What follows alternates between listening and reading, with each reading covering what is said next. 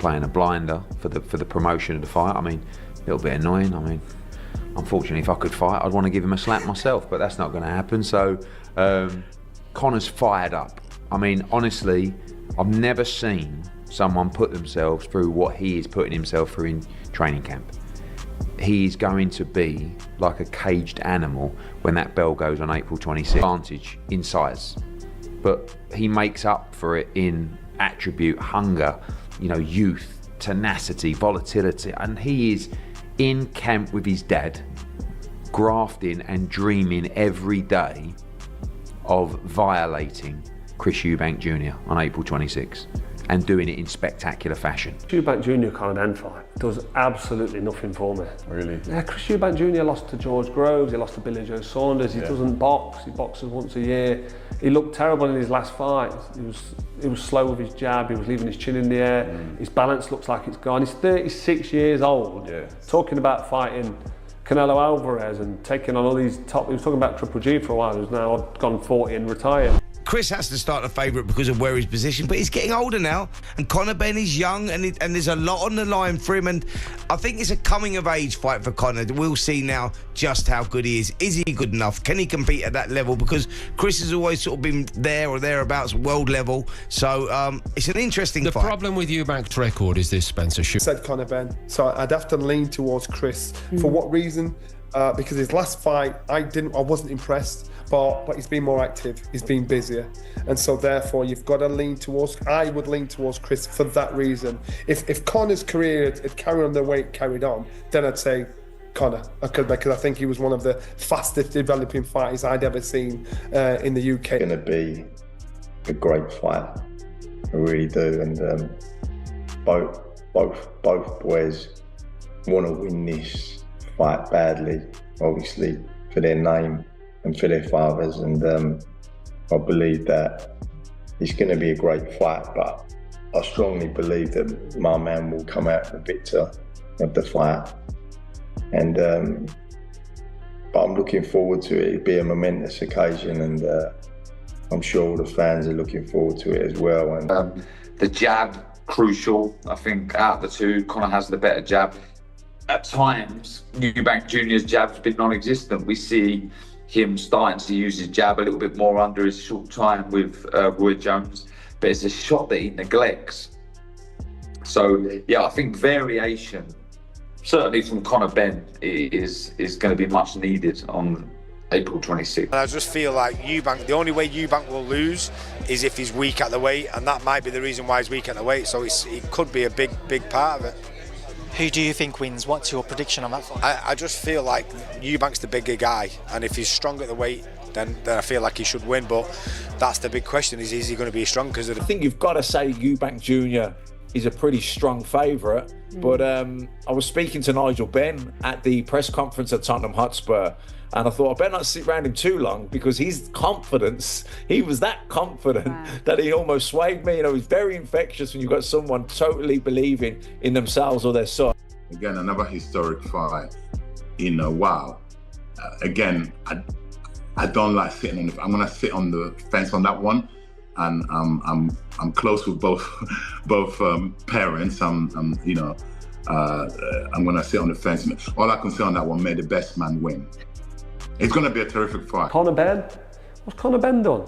Not a lot, to be fair. He beat Chris Algieri and failed, he's failed that drugs test. We're not seeing him do anything. Yeah. He's fought nobody, he's not developed. He's not developed, he's done nothing. So for Conor Benn to jump in there with Chris Eubank Jr., the only reason that fight would be close is because they're probably going to drain Eubank down to 160, a middleweight.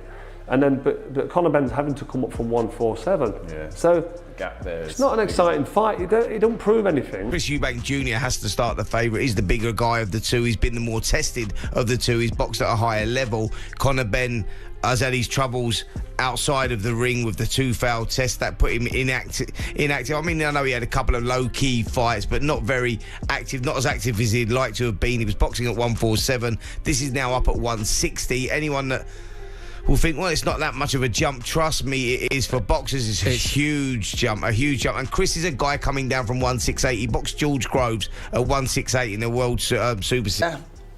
Maybe then he just don't know, maybe where does he go from there if Conor beats him? I'm not trying to say Conor's any less of him, but yeah, Chris is obviously the guy who should beat him because he's a lot heavier, maybe more seasoned, but you know, it's definitely a 50-50 fight in my eyes. I think Conor's going to beat him. So yeah, you can see where that thought process comes from, but you know, who knows? I know Chris likes to play poker a lot, so maybe comes back for the money or something. Concern for Eubank is the amount of weight this boy's got to cut to come down to, I think the fight's made at 160 pounds, is that right? Right. So he's got to come down from 100, from whatever his walking round weight is. Let's say he walks around at 180 pounds when he's out of training. That's like 20 pound weight difference, right? That he's got to lose. It's not safe. It's not. He can't possibly be at his physically strongest. He can't. I was a bit concerned about Eubank's mental state because smash an egg into someone's face, you're not in a good place. So hopefully it's just because of emotions and, you know, but yeah, it did concern me because people like all this about boxing. I don't like that side of boxing. I don't think you need to do any of that trash talking or all the acts. Obviously it's got everyone talking about it, but for Eubank to do that to him shows he's not in a good place for me. When I say I've got to give credit to them, I do give him credit because he's tough. Do you know what I mean? And let me bring this up, Andy. Let me bring this up about Eubank Jr. No one gives him credit for how nonchalant he was when he lost to Liam Smith. He said it was a punch from the gods. We were like, no, it wasn't. You got starfished. But guess what? In a rematch, he had the same energy. And the same approach for the first fight. He had that nonchalantness, that approach that I'm going to beat you up regardless, even though he had been knocked out a few months before. This has drawn something from it because everybody's talking about it, and fair play to both men. They're selling the fight really well, which is genuine. It's not orchestrated. Oh, you're going to do this. No, it's proper. So I'm looking forward to that fight. Made a better man win. Hearn backs the Benn versus Eubank Jr. matchup, calling it an evenly balanced contest between two top fighters. He dismissed claims of a mismatch, emphasizing the legendary feud between their fathers and pointing out that the rivalry between the sons has now become the most heated in British boxing.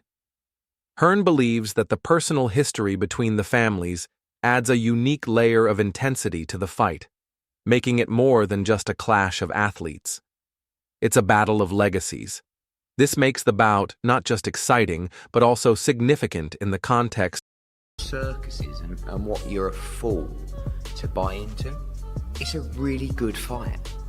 It's a 50-50 fight between two guys that are world ranked in their division. I mean, he's making out like neither of them have ever boxed before.